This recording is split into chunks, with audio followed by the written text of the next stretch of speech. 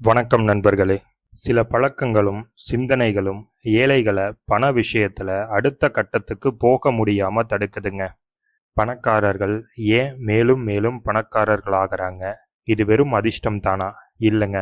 ஒரு சில பழக்கங்கள், பணம் சேர்ப்பதற்கான மனநிலை, கூடவே அவங்க எடுக்கக்கூடிய பணம் சார்ந்த முடிவுகள், இதெல்லாம் தான் ஒரு ஏழையை பணக்காரனாக்குது, பணக்காரர்களை மேலும் பணக்காரர்களாக்குது. பெரும்பான்மையான ஏழை மற்றும் நடுத்தர மக்கள் பண விஷயத்துல ரொம்பவே கஷ்டப்படுறாங்க, தடுமாறுறாங்க. இதை முறியடிச்சு எப்படி செல்வத்தை சேர்க்கறதுன்னு இந்த வீடியோல பார்க்க போறோம். ஏழை மற்றும் நடுத்தர வர்க்க மக்கள் செய்யக்கூடிய 5 தவறுகள் பத்தி பார்ப்போங்க. நம்பர் 1, புவர் மணி மைண்ட் செட். பணத்தை பற்றிய மனநிலை தவறா இருக்கிறது. இன்னைக்கும் பல ஏழை மற்றும் நடுத்தர வர்க்கத்தை சேர்ந்த மக்கள் கிட்ட பணம் தவறானது, பணம் வைத்திருப்பவர்கள் தவறானவர்கள், பேராசைக்காரர்கள், இது மாதிரியான எண்ணங்கள் இருக்குங்க. நீங்க எந்த விஷயம் உங்களுக்கு தேவைன்னு நினைக்கிறீங்களோ அதை உங்களை நோக்கி ஈர்ப்பீங்க. அதே மாதிரி எது தேவையில்லை, மோசம்னு நினைக்கிறீங்களோ அது உங்களை விட்டு தள்ளி போகும். இந்த விதி பணத்திற்கும் பொருந்துங்க. பணக்காரர்கள் எப்பவுமே பணம் முன்னேற்றத்திற்கான ஒரு சிறந்த கருவின்னு நினைக்கிறாங்க. அதனால பணத்தை ஈர்க்கிறார்கள். ஏழைகள் பணம் மோசமானது, அது தங்களை பேராசைக்காரர்களாக்கிவிடும், கெட்டவனாக்கிவிடும் என்று நினைக்கிறார்கள். அதனால் பணத்தை ஏழைகளால் ஈர்க்க முடிவதில்லை. நீங்க மாத்திக்க வேண்டியது உங்களுடைய மனநிலையத்தான். பணம் எனக்கு நிறைய வாய்ப்புகளை கொடுக்கும். பணம் எனக்கும் என்னை சார்ந்தவர்களுக்கும் வாழ்க்கையின் தேவைகளை பூர்த்தி செய்து கொள்ள உபயோகமான ஒரு கருவி. இது மாதிரி உங்க மைண்ட் செட்டை மாத்திக்கங்க. Number 2, spending more than they earn. பெரும்பாலான மக்கள் அவங்க சம்பாதிக்கக்கூடிய எல்லா பணத்தையுமே செலவு செஞ்சிடறாங்க.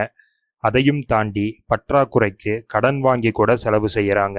ஒருத்தருக்கு 30,000 ரூபாய் மாதம் சம்பளம் வரும்போது 20,000 ரூபாய் ஃபோன், 80,000 ரூபாய் பைக்குன்னு உபயோகிக்கிறாருன்னே வச்சுக்குவோம். இந்த உதாரணத்துல இவருடைய வருமானம் 30,000 இருந்து 50,000 ரூபாயா உயரும் போது தேவை இருக்குதோ இல்லையோ 20,000 ரூபாய்க்கு இருந்த ஃபோனை 40,000 ரூபாய் ஃபோனா மாத்துவாரு.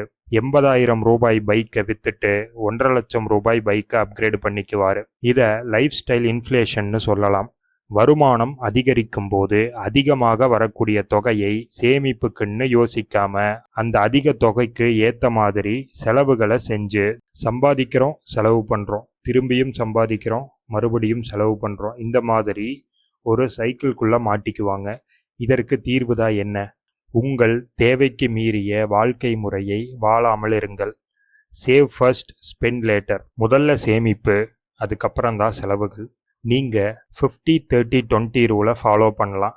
உங்களுடைய மாத வருமானம் எவ்வளவா இருந்தாலும் அதில் 50% உங்களுடைய அவசிய தேவைகளுக்கு, வீட்டு வாடகை, மளிகை, இபி பில், இந்த மாதிரியான விஷயங்களுக்கு. 30% உங்களுடைய ஆசைகளுக்கு, டிராவல், என்டர்டெயின்மெண்ட், இந்த மாதிரியான விஷயங்களுக்கு. மீதம் இருக்கக்கூடிய 20% பணம் சேமிப்பு மற்றும் முதலீடுகளுக்கு. இந்த மாதிரி உங்க பணத்தை 50-30-20 ரூல் படி ஹேண்டில் பண்ணுங்க. Number 3, not investing or growing their money. ஏழைகள் தங்களது பணத்தை வங்கிகளில் சேமிக்கின்றனர். வங்கிகளில் கிடைக்கிற வட்டி பணவீக்கத்தை விட குறைவா இருக்கிறதால ஏழைகளுடைய பணம் சுலபமா அதோட மதிப்பை இழக்குது. பணக்காரர்கள் அவங்க பணத்தை முதலீடு செய்கின்றனர். நிறுவன பங்குகள், தொழில், ரியல் எஸ்டேட் போன்ற விஷயங்கள்ல முதலீடு செய்கின்றனர். அதனால அவங்களுடைய பணம் பணவீக்கத்தையும் தாண்டி வளர்ச்சி அடைகிறது. மாதம் உங்களால முடிஞ்ச சிறிய தொகையையாவது மியூச்சுவல் ஃபண்ட், ஸ்டாக்ஸ் போன்ற விஷயங்கள்ல முதலீடு செய்யுங்க. 10 அல்லது 20 வருஷம் கழிச்சு அந்த முதலீடுகள் பெரிய அளவில் வளர்ந்து சில லட்சங்களை தொற்றுக்கிறத பார்க்க முடியும். Number 4, not learning about money and financial education. நன்கு படித்தவர்கள் கூட இன்னைக்கு ஏழை அல்லது நடுத்தர வர்க்க நிலையை விட்டு மேலே போக முடியாததுக்கு காரணம் நீங்க படித்த பாடங்கள்ல மேக்ஸ், சயின்ஸ், ஹிஸ்ட்ரி, ஜாகிரஃபி தான் இருக்குமே தவிர பணத்தை கையாள்றது எப்படி, முதலீடு செய்வது எப்படி, பர்சனல் ஃபினான்ஸ்னா என்ன, பட்ஜெட்டிங்னா என்ன, இதெல்லாம் எந்த ஒரு ஸ்கூல்லையும் சொல்லித்தர்றது இல்லைங்க. இதெல்லாம் தாமாக முயன்று தெரிந்து கொள்பவன் பணக்காரனாகிறான், தெரியாதவன் ஏழையாகவே இருக்கிறார். பணக்காரங்க எப்போதுமே தங்களுடைய பணத்தை பெருக்குவதற்கான வழிமுறைகளை கற்றுக்கிட்டே இருப்பாங்க.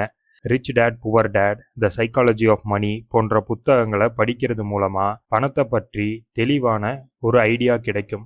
ஃபினான்ஸ் பற்றி சொல்லக்கூடிய நம்ம Success Mindset Tamil channel மாதிரியான யூடியூப் சேனல்களில் இருக்கிற வீடியோக்களை பார்த்து கற்றுக்கலாம். Number 5, depending only on one source of income. பெரும்பாலும் ஏழைகள் எப்போதுமே ஒரே ஒரு வருமானத்தை நம்பி தான் இருக்கிறாங்க. மேக்சிமம் அது ஒரு சம்பளம் தரக்கூடிய வேலையாக தான் இருக்கும். வேலை போயிடுச்சுன்னா வருமானம் போயிடும், பிரச்சனையில் மாட்டிக்குவாங்க. பணக்காரர்கள் அப்படி இல்லைங்க. அவங்களுக்கு பல வழிகளில் இருந்து பணம் வர்ற மாதிரி மல்டிபிள் சோர்ஸ் ஆஃப் இன்கம் வச்சுருப்பாங்க. உதாரணமாக business, investment, freelancing, real estate, rent, இப்படி ஒன்றுக்கும் மேற்பட்ட வருமானம் வந்துட்டுருக்கும். அதனால் பணக்காரர்களுக்கு ஒரு வருமானம் தடைப்பட்டாலும் பெரிய சிக்கல் வராதுங்க. ஏழை மற்றும் நடுத்தர வர்க்கத்தினர் செய்யக்கூடிய 5 தவறுகளை பற்றி பார்த்தோம். இந்த 5 தவறுகளை உங்கள் வாழ்க்கையில் தவிர்த்து விட்டு அதற்கு பதிலாக இப்போ சொல்ல போகிற 5 ஃபார்முலாஸை ஃபாலோ பண்ணீங்க அப்படின்னா விரைவில் செல்வம் சேர்த்து பணக்காரன் ஆக முடியும். Number 1, think rich. பணம் உங்களுக்கு தேவையான ஒன்று என்று எண்ணுங்கள். Number 2, spend smart. தேவையில்லாத செலவுகளை குறைத்து கொண்டு பணத்தை சேமிக்க தொடங்குங்கள். Number 3, invest early. சிறு வயதிலிருந்தே முதலீட்டை தொடங்குங்கள். Number 4, learn financial skills. நிதி சார்ந்த விஷயங்களை கற்றுக்கொள்ளுங்கள். Number 5, build multiple income sources. வேலையை மட்டுமே சார்ந்து இருக்காதீர்கள், இரண்டாவதாக ஒரு வருமானத்தை ஏற்படுத்தி கொள்ளுங்கள். நேயர்களே, இங்கே சொல்லப்பட்ட 5 தவறுகளில் நீங்கள் ஏதாவது உங்கள் வாழ்க்கையில் பண்ணிட்டு இருந்தீங்க அப்படின்னா அதை கமெண்ட்டில் சொல்லுங்கள். இந்த வீடியோ உங்களுக்கு பயனுள்ளதாக இருந்திருக்கும்னு நம்புகிறேன். நீங்கள் இன்னும் நம்ம சக்ஸஸ் மைண்ட் செட் தமிழ் சேனலை சப்ஸ்கிரைப் பண்ணலைன்னா சப்ஸ்கிரைப் பண்ணி நோட்டிஃபிகேஷன் வர்றதுக்கான பெல் ஐக்கானை கிளிக் பண்ணிக்கோங்க. நான் உங்களை அடுத்த வீடியோவில் சந்திக்கிறேன். நன்றி.